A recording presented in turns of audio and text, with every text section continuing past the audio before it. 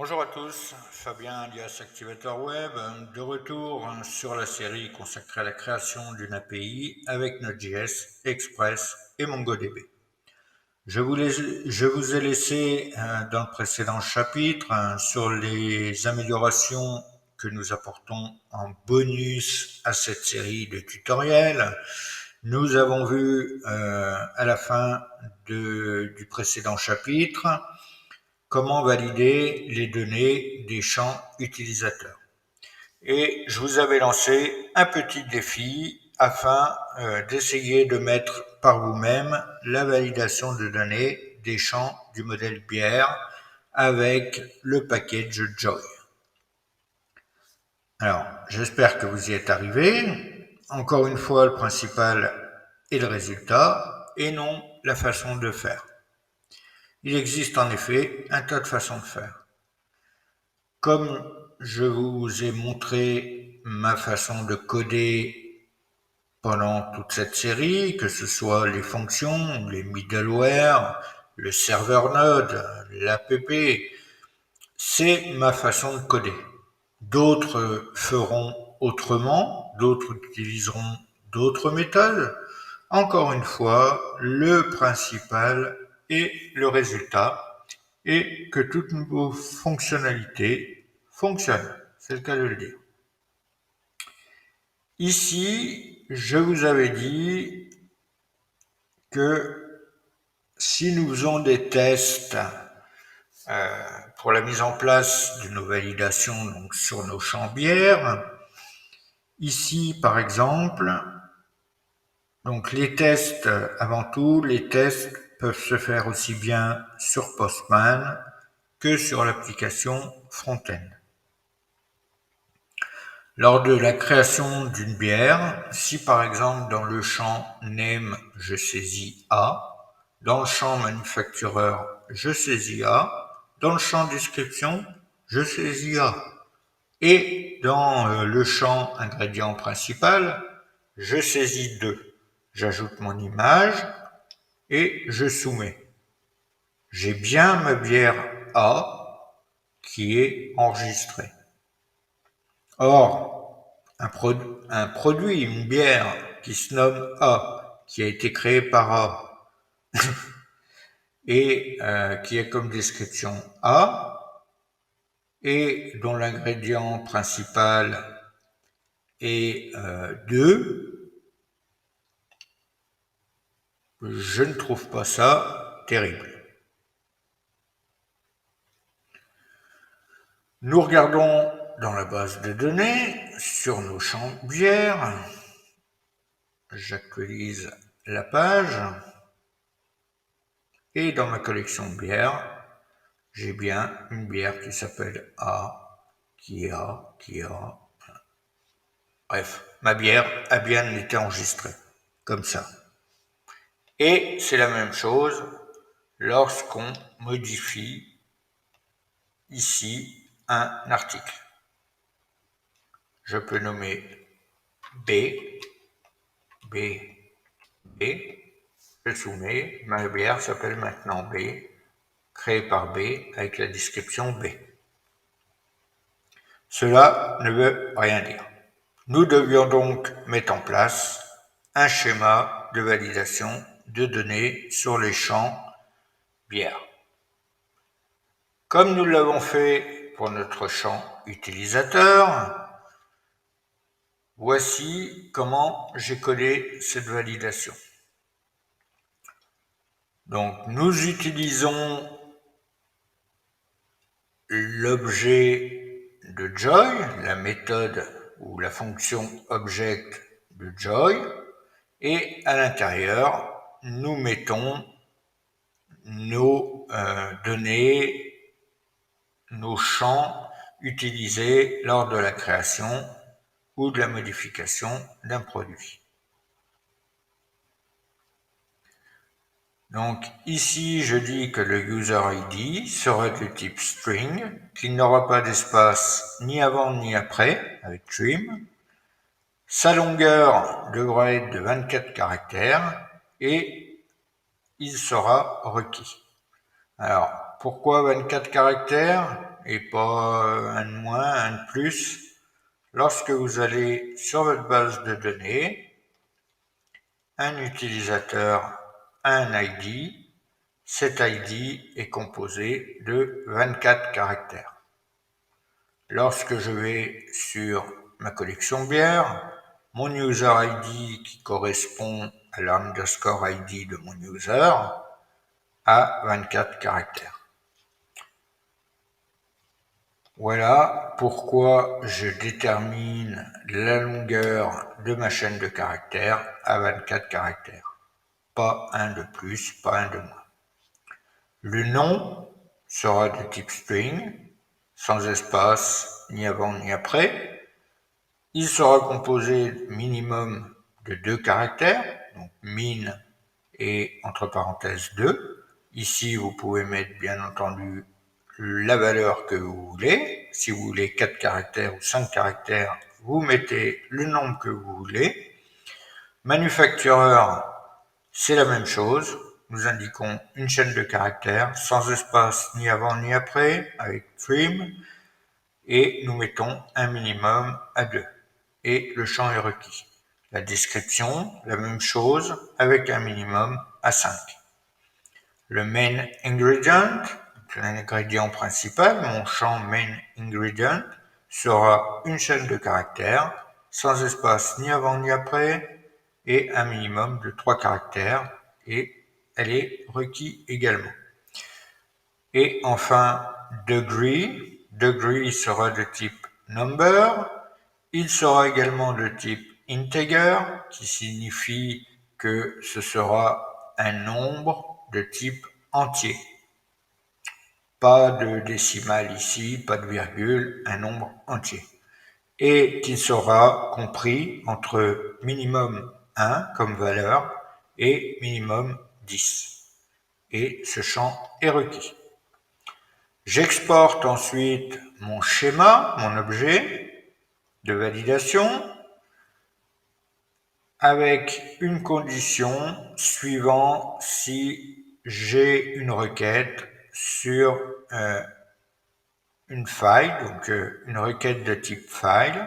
Si c'est le cas, alors mon instance de beer, je parse le corps de la requête de mon objet beer.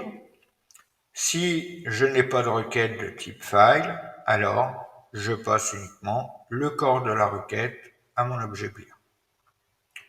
Ensuite, je crée une constante et j'utilise la méthode validate de Joy qui va valider mon schéma. Et là aussi, j'utilise une condition if-else. En cas d'erreur, je renvoie un code au statut 422 et comme message, donner invalide.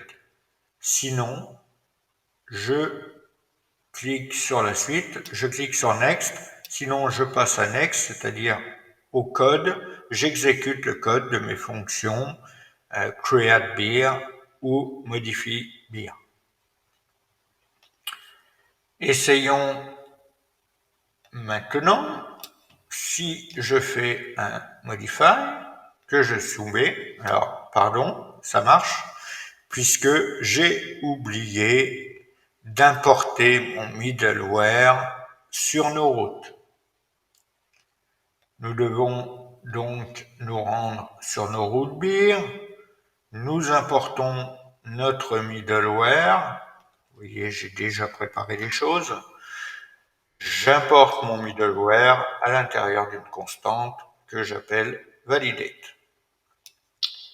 Ensuite, je dois mettre ce middleware sur ma route post pour créer des sauces et sur ma route put pour modifier les sauces. Ce middleware, comme les autres, a une importance. Ici, je vais le placer après Melter, puisque si je le place avant, mon image ne sera pas validée et mon schéma non plus.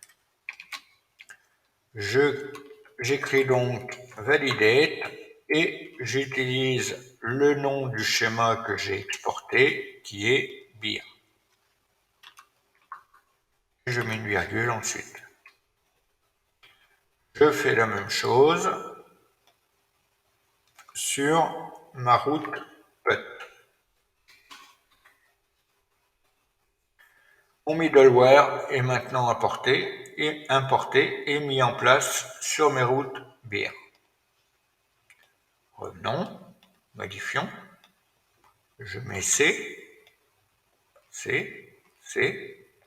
je soumets, cela ne fonctionne pas. Je vais nommer R d'orge, je soumets, je ne fonctionne pas. Manufactureur, je soumets, toujours pas. La description, nous avons dit que nous voulons au minimum 5 caractères. Mettons 5C pour faire 5 caractères. L'image est mise. Le main ingredient doit être de type string et minimum 3 caractères.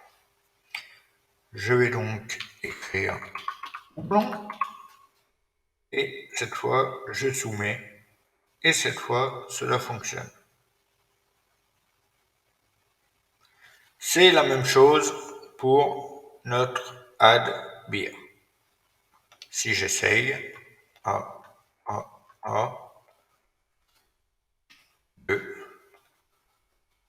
une image en degrés, je soumets, cela ne fonctionne pas.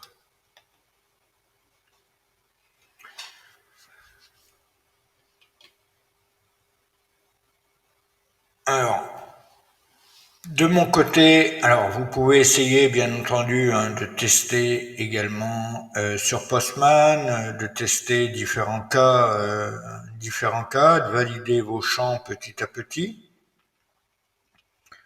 Nous venons d'implémenter la validation de données des champs de bière et avons donc apporté une amélioration supplémentaire à notre API. Continuons dans la validation de données et faisons en sorte de valider le champ ID des bières pour être sûr que l'ID des bières que nous utilisons en paramètre de nos routes soit validé. Puis, je propose également de mettre une validation sur notre système de like et dislike. Comme vous en avez maintenant l'habitude de travailler avec notre API, notre front-end et Postman, je vais aller vite et vous donne simplement le code que j'ai écrit.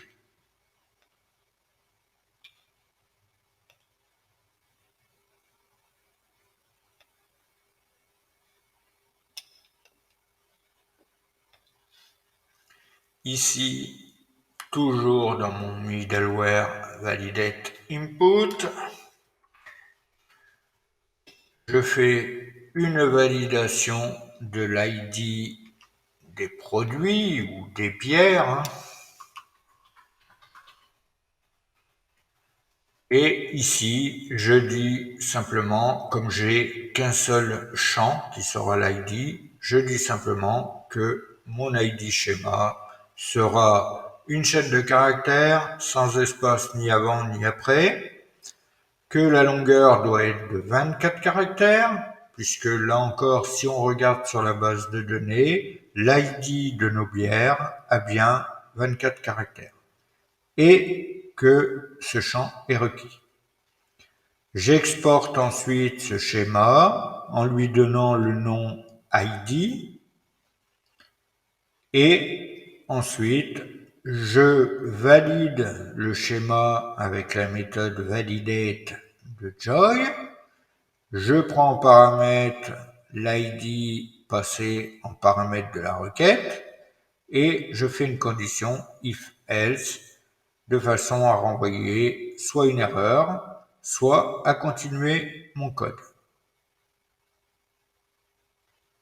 Ensuite, pour la validation des likes et des dislikes, J'ai là également construit une constante like schéma. Je me sers de la fonction object de Joy et je dis que mon user ID doit être une chaîne de caractères sans espace ni avant ni après, qu'il doit faire 24 caractères de long et qu'il est requis. Et je dis que mon like, je me sers de la fonction valide de Joy.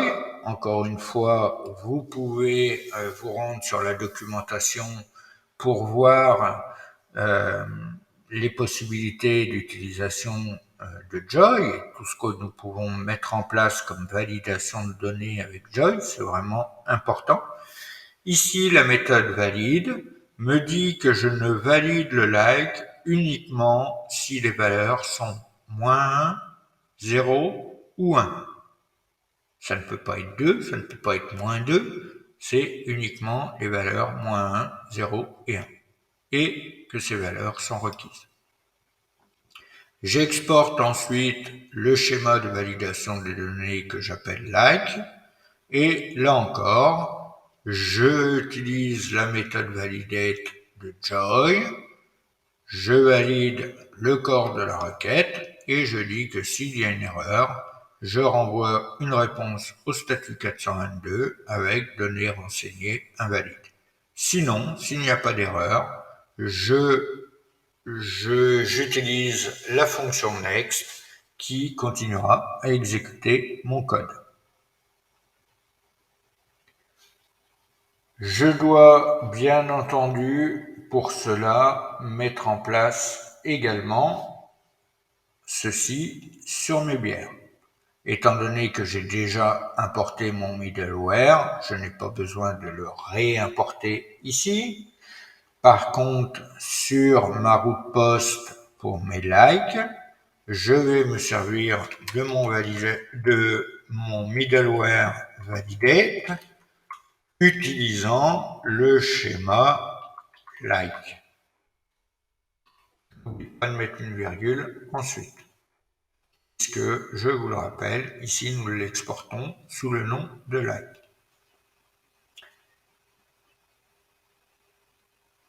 Et ensuite, pour l'ID de nos bières, à chaque fois que nous utilisons l'ID de nos bières, donc ici, ma route post, j'utilise bien mon ID en paramètre de mon routeur. Je dois donc, après l'authentification, en premier, même avant de faire le like, je vous l'ai dit, l'ordre où nous mettons nos middleware est important, donc toujours bien réfléchir à ça. Je veux en premier lieu, puisque la première chose que nous vérifions dans notre fonction va être l'ID de la bière, donc ici, je vais utiliser mon middleware validate avec la fonction ID. Et je peux également placer mon middleware de validation de mon ID sur toutes les routes où j'utilise mon paramètre ID. Ici, ici et ici.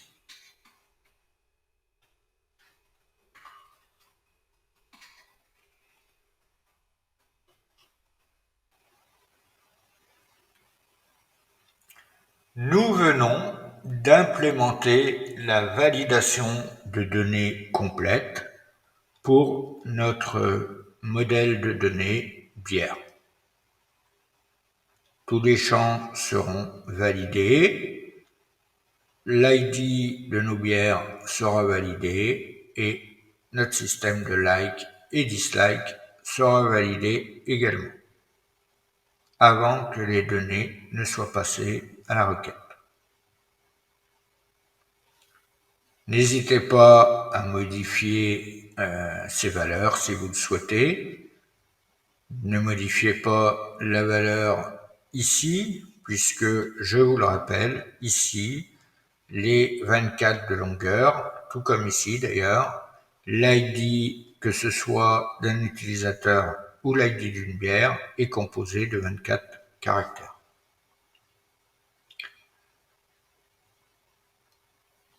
Nous pouvons également apporter une nouvelle amélioration à notre API. Je vous propose donc, une fois de plus dans ce bonus, l'amélioration numéro 4 qui concerne l'entête HTTP de sécurité. Les entêtes HTTP sont une porte d'entrée pour les pirates informatiques. C'est pourquoi nous devons sécuriser ces entêtes.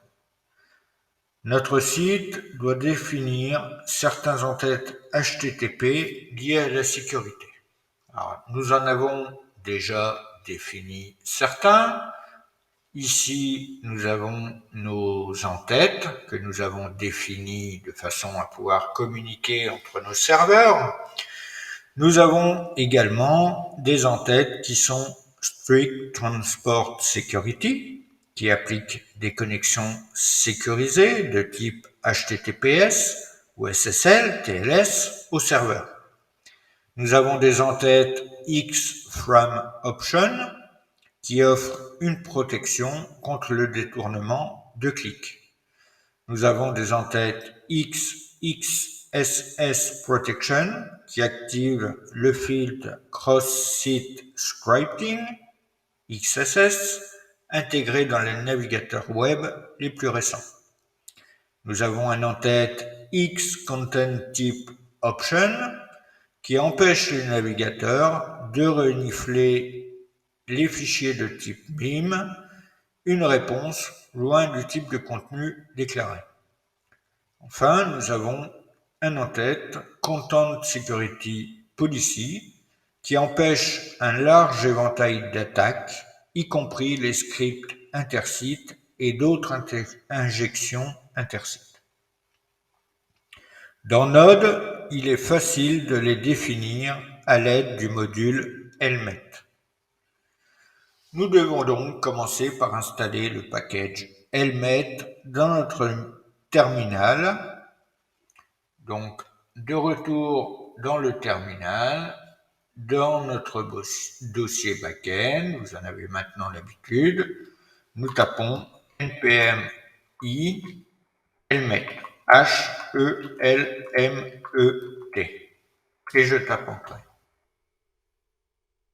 Mon package est maintenant installé. Nous devons maintenant l'importer dans notre fichier app.js. Donc ici, je peux faire une const helmet égale require helmet.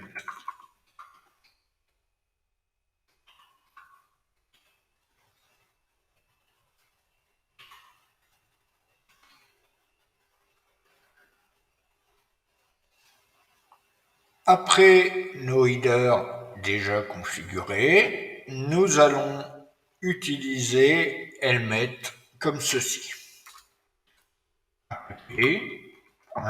Use, j'ouvre mes parenthèses, je vais mettre helmet, j'ouvre de nouveau les parenthèses, j'ouvre des accolades, et entre ces accolades, je vais écrire cross origin, avec un O majuscule, cross origin resource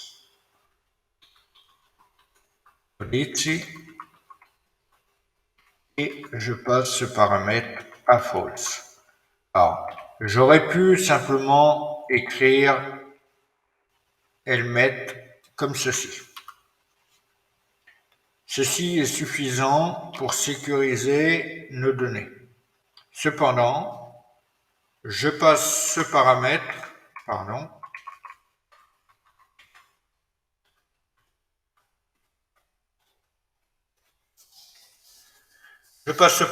helmet car Google Chrome peut produire des problèmes de cores sur deux serveurs communiquant entre eux. Malgré que nous avons établi nos headers pour éviter les problèmes de cores, nous pouvons avoir des erreurs sur Google Chrome, surtout sur les dernières versions. C'est pour ça que j'utilise ce paramètre dans Helmet. Voilà, ceci est suffisant pour sécuriser les headers dont je vous ai parlé au début de cette amélioration. Bien entendu, Helmet peut être configuré différemment. Si vous allez sur NPM,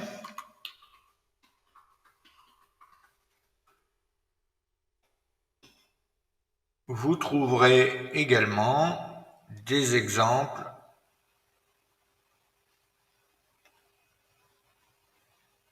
alors pourquoi